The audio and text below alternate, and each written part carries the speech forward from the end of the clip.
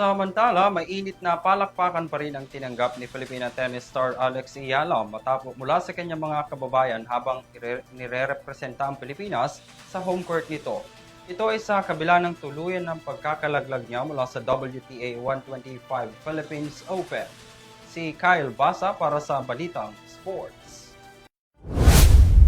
Nagtapos na ang karera ni Alex Ayala sa WTA 125 Philippine Women's Open kagabi, January 29 matapos talunin ni Camila Osorio ng Colombia.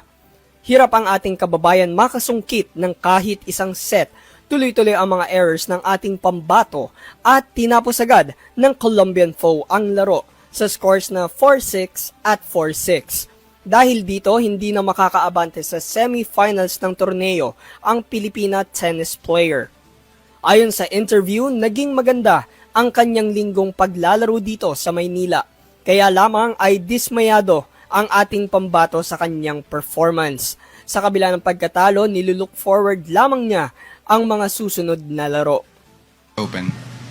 I think it was an overall good week.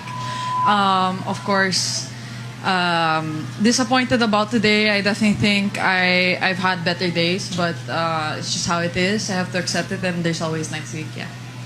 Susunod nating makikita si Alex Ayala sa WTA 500 ng Abu Dhabi ngayong Pebrero, kung saan binigyan din ng torneo ang Pilipina ng wildcard entry. Para sa EuroTV News, ako si Kyle Basa. Sumasaludo sa bawat Pilipino.